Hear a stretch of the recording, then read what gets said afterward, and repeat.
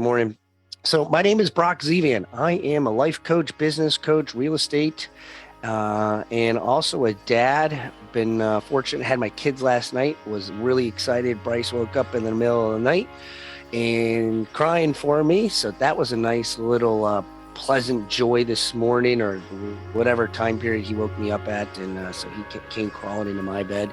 Yes, I know people are going to say you should keep him in the bed.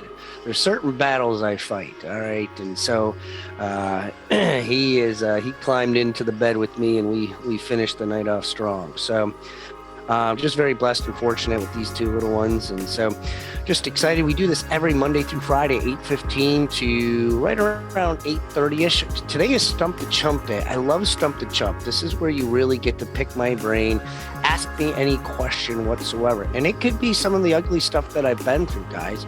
A lot of times it's just things that I've been through with either my car's repossessed, my taxes, the IRS, my alcoholic addiction, real estate, about dealing with my when I lost my license. Could be how I'm dealing with my for sale by owners and expireds, whatever it might be. Feel free to ask me anything whatsoever. So I want you to think about that while I'm talking a little bit about the 3% factor. So with that being said, let's get into the 3% factor. So I don't know if you can see behind me over here. If I can't figure out how to do that. But anyways, I got a whole bunch of books. These are all the books I read. And one of them I'm reading, and Christian, who's on here, is reading it. No Excuses. I think I gave it to Pamela. A couple of you that are on here. I know Greg's got it as well. But the chapter 4 talks about self-disciplining goals. So I'm huge on this, okay? And I'm not going to call out anybody or be like, hey, what are your goals? What's your self-discipline? Good morning, Dee. Good morning. So one of the things that I want you to understand is that when you make the commitment to self-discipline, okay? And I'm not trying to be like, oh, Brock, wow, look at you. You're so great, okay? I've been sick. I still do my 75 push-ups, I still do my 75 sit-ups, and I still do my 20-minute either walk or jog. It's ingrained into my body to do that. I still do my calls. I still do whatever it is to do. I'm not going to lie to you. My afternoons have been very, very tough. I had to take a nap 2 of the days. I just cannot, my body is completely drained. And so that's why I'm like, there's something wrong with me. But you got to own the morning no matter what takes shape. It's just part of the self-discipline. The other part of the 3% factor is that I'm going to read to you here. It seems that only 3% of adults have written goals and plans. And this 3% earn more than all the other 97% put together. Okay? Now, if I said to you, please, good morning, Karen. If I said, please raise your hand or give me a thumbs up or tell me whatever it is that you like to tell me in this comment, and we're in a classroom setting, how many of you have goals written down? Okay. How many of you can go be like, well, let me just go right over here, Brock. Yep, it's right here. How many of you have your goals written down someplace? I'm going to say that maybe it's not 3%, but I'm going to say it's probably no more than 10% of this group here, and just really people in general, have their goals written down. And how many of you adjust them? Because I have to adjust my goals. All right, D, good. So having your goals written down and having them in front of you is very important. It's very, very important to have these things written down. And here's why I know that, because in the book, it states this. Now, this is what gets me crazy. All right. This is what drives me insane with people. I'm not trying to be mean. Now, they did a research on this. Okay. And obviously I did not do the research, but in the book, they did a research and they did it. And we talk about this in January all the time, New Year's resolutions. And we never talk about New Year's resolutions the rest of the year. We only talk about them. How many thumbs up would agree that we only talk about New Year's resolutions in January? Give me a thumbs up if you only hear New Year's resolutions in January. Because to me, I don't hear it in July. I don't hear it in October. I don't hear it in May. I don't think I hear New Year's resolutions any time of the year except in January, right? And so here's what they say. They did a research and then they took everybody who did the New Year's resolutions and they say 12 months later, they followed up with the people who did the study. What they found was astonishing. Of the people who had set the New Year's resolutions and not written it down, because majority of people don't, only 4% actually did it. Only 4%. Okay. I don't know about you guys, but I'm not really good in math, but I'm going to say that's not a good number. I'm going to say that's probably not a good percentage. Now, for the group who actually wrote down their New Year's resolutions and actually followed it throughout the year, they had a 44% chance, or 44% that actually followed through. Guys, that is a 1,100% difference in success by writing your goals down. Now, how many of you think that if I wrote my goals down once a month, now January might take us a little bit long, but if I wrote down my goals once a month, I gotta believe it'd probably take us less than 5 minutes. I mean, somebody can argue right now if you guys feel like no, Brock, it would take me 10 minutes. But like, I gotta believe if you were to write your goals down once a month, I mean, how many of you would like to go up 1,000% of success? Like, give yourself a better chance. So what is it that makes us not write it down? Like, what makes us not write it down? Is it because nobody's forcing us? Is it because lack of discipline? I mean, it's just writing it down. I mean, there's nothing. You don't have to write it down in like the middle of summer in the heat. You can be in a nice comfort position. You could do it when you're not forced to wake up early. If you knew that just writing it down, I'm telling you now you know, increases your chances of success by 1,000%. Why aren't we doing it? So I'm going to challenge you today, everybody. I'm going to challenge you to write down your goal. It doesn't have to happen in January. Why wait 4 months? Oh, I'm going to wait till the new year, Brock. That's just what you do. You wait for the New Year's. No. Why don't you just start on August 11th, 2022? And when you get to December and January, people are like, man, you had a freaking killer end of the year. What happened? I just decided to write my goals down and listen to this crazy nut, Brock. And he told me to write down my goals. I started writing down my goals. I wrote them 4 times each month. And that's what I did. And now I've had some success. I just kept track of what I do. And this is what I got going on. And it's like, oh, okay, that sounds great.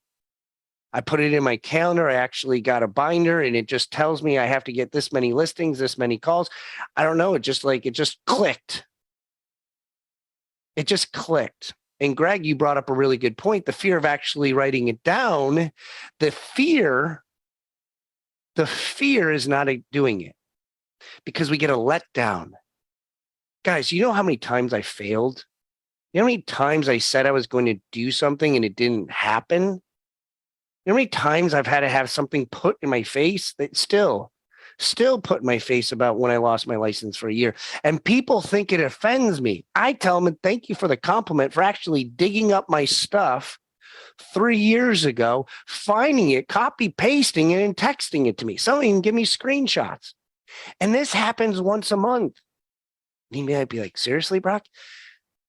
When you put yourself out there, negativity will automatically enter in. I was just talking to my mom about it yesterday. She's like, she was asking me some questions and she's like, well, I mean, what do you do about that? I was like, what do I do about it? Like, I pretty much know something challenging is going to happen between 9:15 in the morning and 6:15. I just don't know what, but I don't allow it in the morning from when I wake up till 9:15. Outside of that, I mean, it could go chaos. And I'm like, well, it's just part of the day.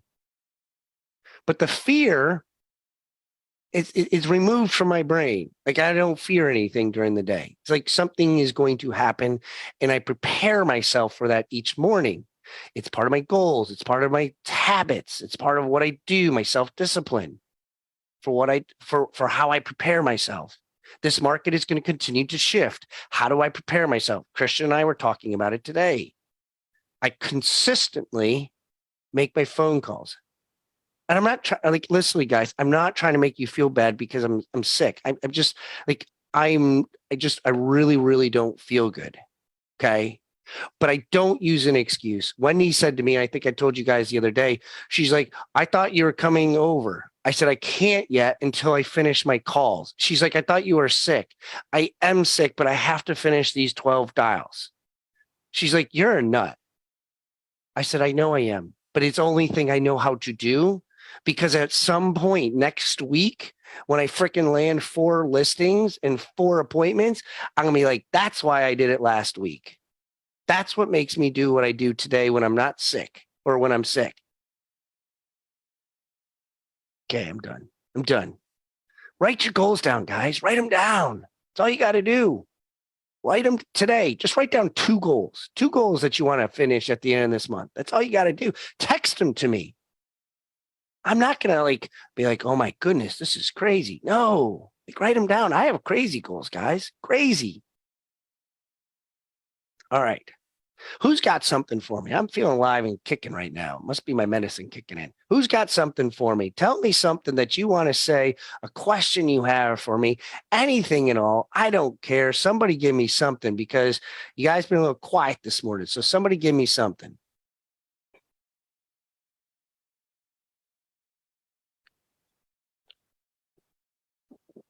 I'll write my goals down for the month.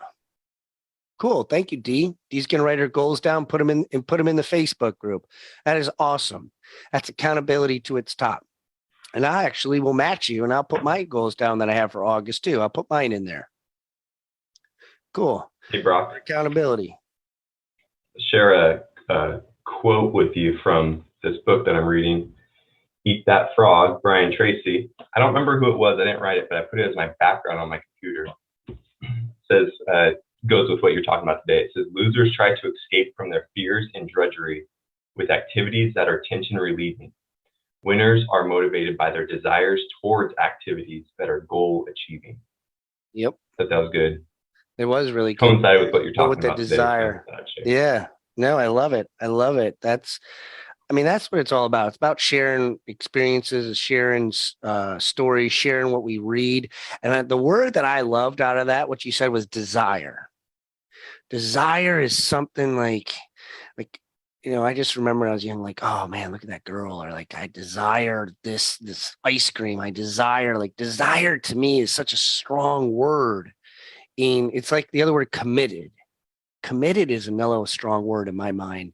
That's like, oh man, that person's committed, not intentional, committed. It's a good one. Thank you, sir. Thank you for bringing that up. Who else has something they would like to share with us this morning? Somebody's got something. I know it. I'm going to force it out of somebody today.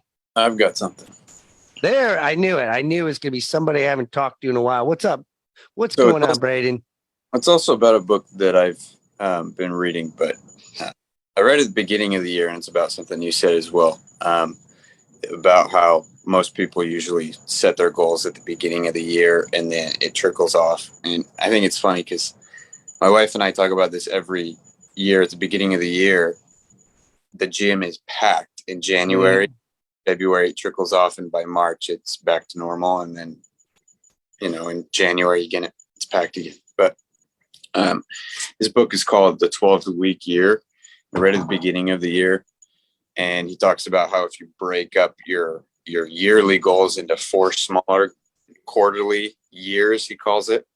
And so every 12 weeks, you set 3 major goals, and then you break those goals down into weekly goals, weekly things that you have to perform in order to meet those 3 major goals. And you just focus on 12 weeks. Then it makes it easier to manage. And when you hit the end of that 12 weeks, you take a look at what you've done. You take inventory of what you've completed. You keep track of your KPIs, key performance indicators, and measure that. And in the next 12 weeks, you restart. And you take anything you haven't done, and then you add more goals to that. And by the end of the year, you'll have done 4 times potentially what you could have done if you focus on the whole year. Because it's a lot of people overestimate what they can do in 1 year, but underestimate what they can do in 10 years. And they get halfway through a year, and they get, they either forget about it or get, discouraged. So this has helped me a lot this year to be really productive. So it's been a life-changing thing for me. So I like it.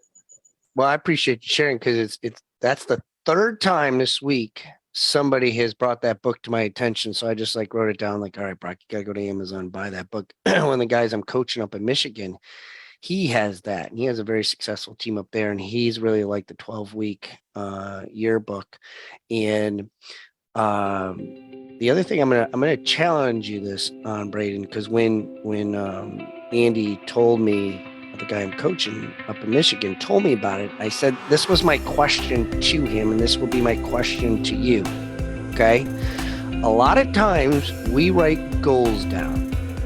Okay, now first, Brock, you're like, wait a minute, you just told me to write my goals down. Now you got something else. Well, there's always going to be something else. It's like the next level.